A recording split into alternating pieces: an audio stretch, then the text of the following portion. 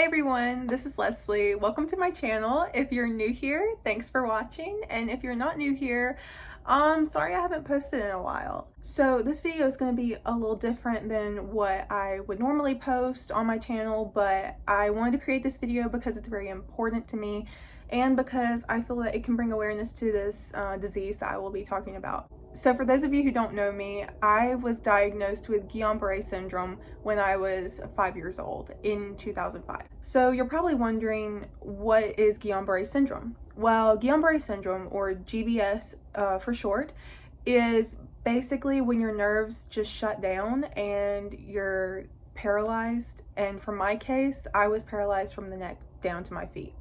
So it's very important to understand the symptoms of GBS, and knowing these symptoms could help you or help someone that you know prevent themselves from getting GBS or catch it earlier. So the most common symptoms of GBS include weakness or tingling in the hands or feet. Also, pain is very common with GBS. GBS can be very painful. So before I was diagnosed with GBS, I was at home sick with fever symptoms and stomach virus symptoms.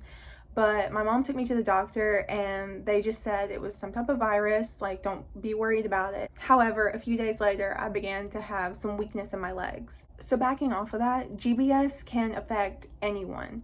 Age, race, gender, or background, it doesn't matter who you are, it can affect anyone. So the next thing I wanted to talk about is the diagnosis process. After you find the symptoms, you need to get a diagnosis from your healthcare professional. So during the diagnosis process, there's going to be a lot of tests done for the doctors to figure out if you have GBS or not. There are two things that I want to mention while you're getting your diagnosis process.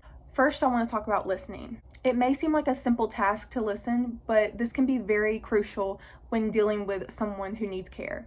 It is important to listen to your healthcare professional, but also it's important for the healthcare professional to listen to their patient. I am not a medical professional, but common courtesy does go a long way.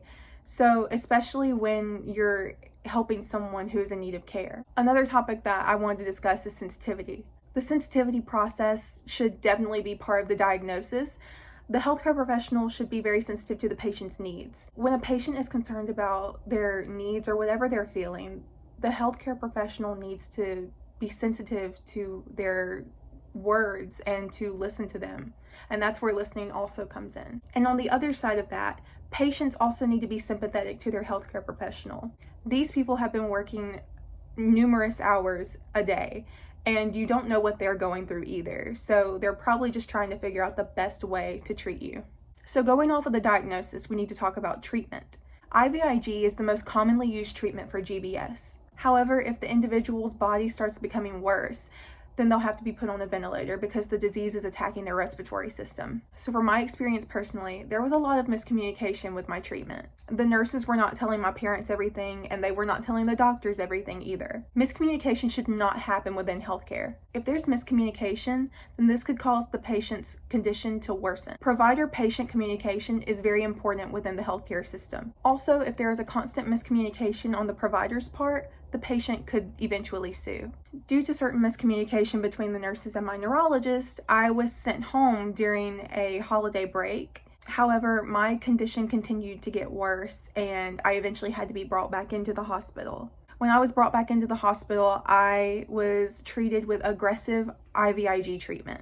I was fully paralyzed from my neck down to my toes and I was not able to really do anything. However, after constant IVIG treatment, the neurologist would come in and check on me daily, and he would ask me to move my legs or move my arms, and eventually after enough treatment I was able to move my legs. So after a lot of IVIG treatment and therapy, I was able to get back to where I was, even though it took a very long time. I was diagnosed in November, and then that following February, I was able to go back to school. However, I was still in a wheelchair and I had to have a paraprofessional. But in May of 2006, I was able to walk down the aisle in my kindergarten graduation.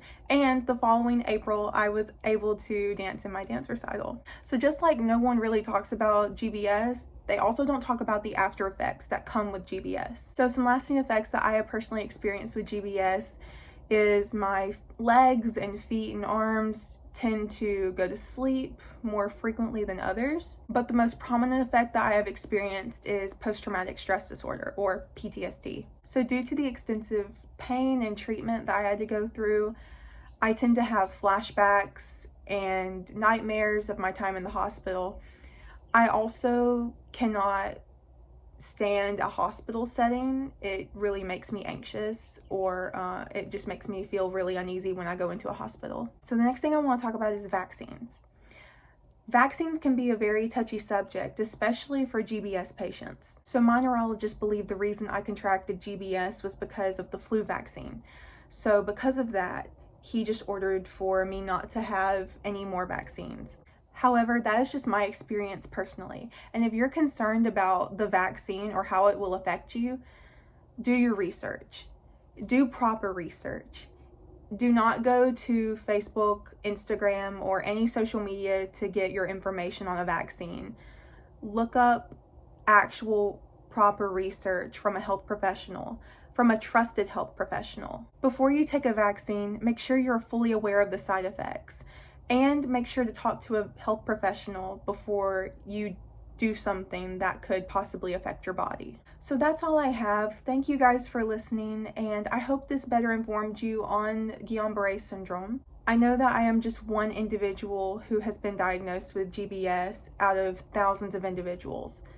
I am just one person. My experience is not the same as another person's experience. We all go through our own experiences, and some of us make it out and some of us don't. If you or someone you know is experiencing GBS symptoms, please take them to a healthcare provider. If you're unsure about your symptoms, please go ahead and take them. It's better to be safe than sorry. Do not wait to get a diagnosis, because if you do, it may be too late. Again, thank you guys for listening, and don't forget to subscribe to my channel. Let me know what other videos you want to see more of. Bye!